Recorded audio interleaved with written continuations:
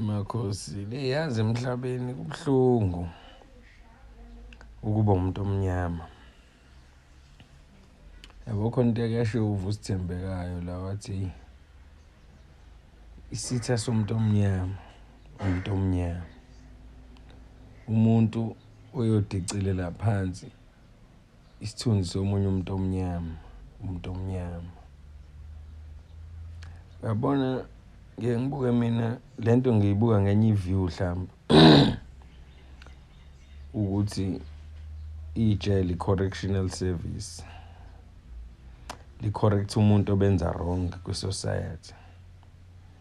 So mase ephumile ke lowo muntu esezama ukwenza into ezicorrect, ku-necessary yini ukuthi kuvele omunye umuntu azothi like amhlambalaze afuna ukudicilela phansi isithunzi sakhe ngama-traumatic experience asedlule kuwona?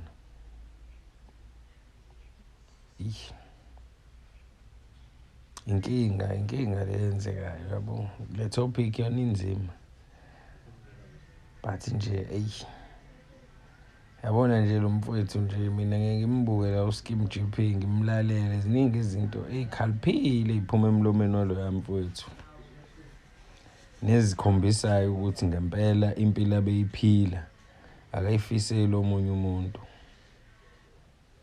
But yiphi imotivation ngempela ke azoyiqala ngokuthi athi kwakwenzeka ukuthi asho wonke ama-traumatic experience mhlambe ake wawabona noma akafeyisana nawo? Izosakha kanjani isizwe leyo nto?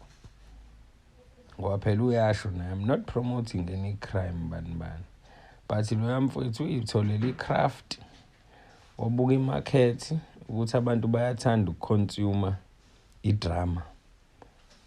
Ngoba sinama-movie thina aveza ijele as glamorous, sinama-movie aveza i-crime as glamorous, sinama-soapy, sinama-series aveza i-crime engazuthi i-right.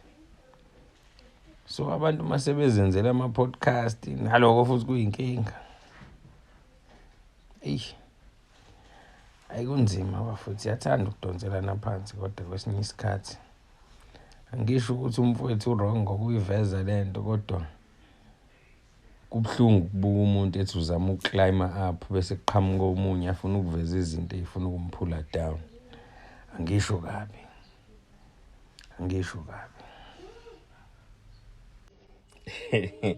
Emakhosini ninenhlamba kodwa abantu baka TikTok asibe singasahloniphani, but it's fine. Uyabona everything like social media make wakhuluma into controversial abantu bagcina bephendula kanje.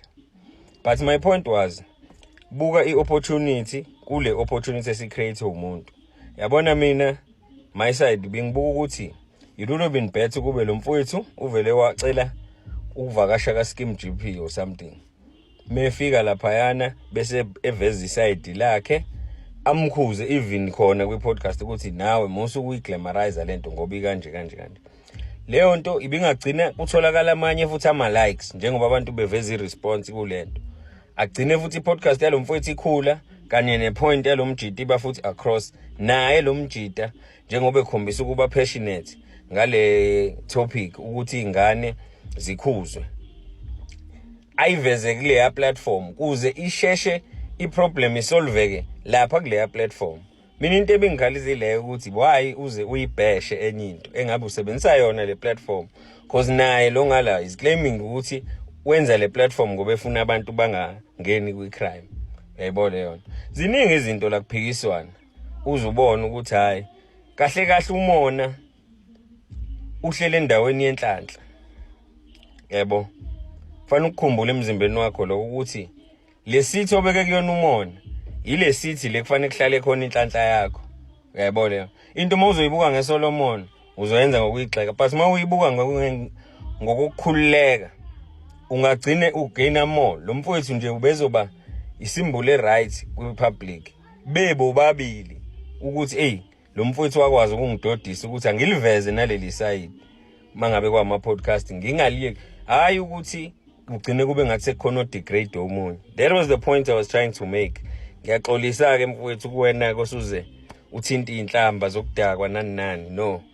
Mina ngisuke ngiqonde ngalendlela engisho ngayo njengoba ngiclarify. And bengazi ukuthi mangabe ufuna ukwenza ipoint across vele fanele usho into ezoba controversial bese umuntu niyamthuka kuyimani ilalela into ene common sense phakathi. Ngiyabonga. And greetings ngibingelele. I recently posted a video esiyenze ngazi impela ngathi ukuthelwa nangeinhlamba kabi ngoba yini anidlali ke nina la ngiyanazi nilandana fresh. So ngithi anginike background. Thina elokishini nethimba lami nje sisebenzisana nalo.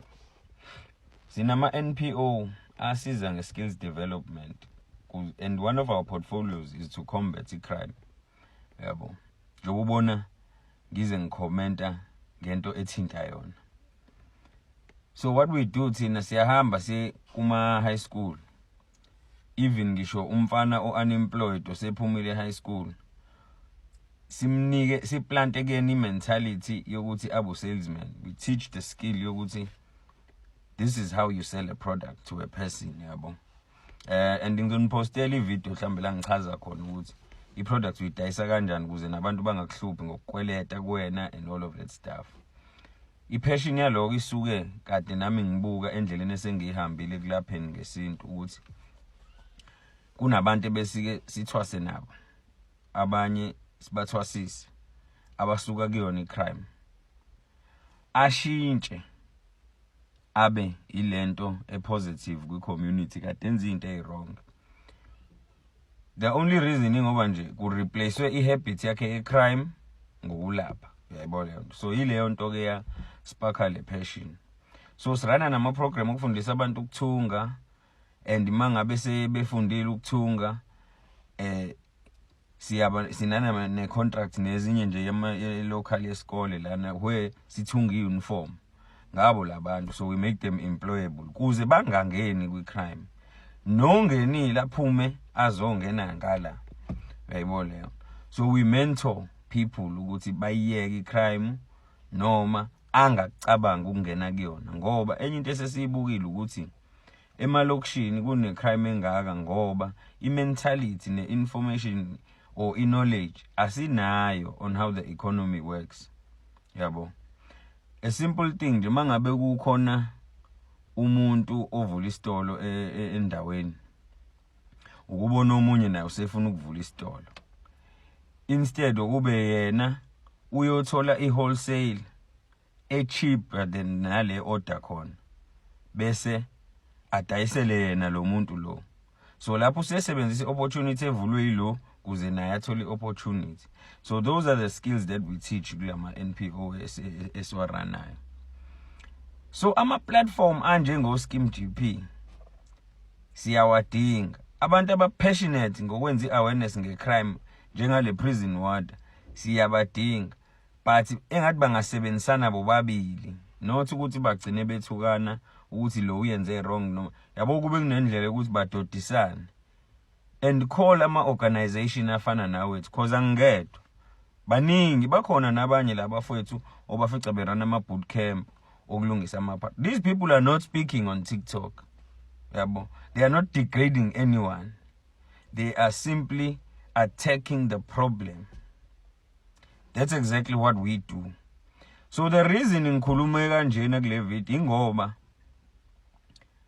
ngibuka kulimala iplatform nathi sifisayo ukufika kuyona. Yabo. Sizosho ukuthi right ke kusuphumile usuyi-ex convict. Woza sikunike thina iskill esisha esizokwenza ukuthi ube positive in the community. Uyayibona yona.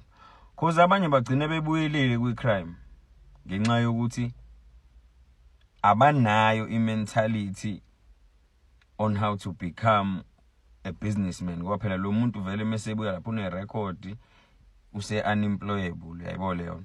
So those are the i-background ngathi ongami njengoba ngike ngathi ukucomment ngalento ukuthi ukudegrade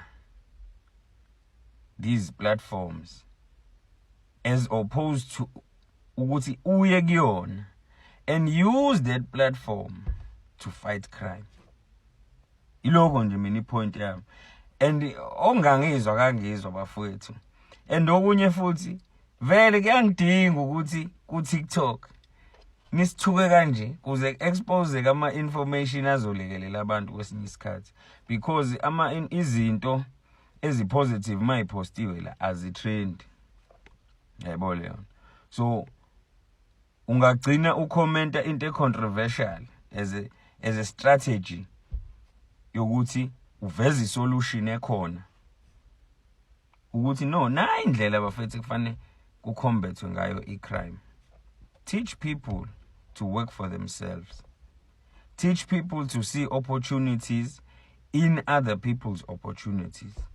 Makhona uvula ibrand yengubo wena qhamuka ukuthi ngizokusupply ngozipho, uyayibona leyo nto, niyaxhumana lapho niyamix, you don't have to compete.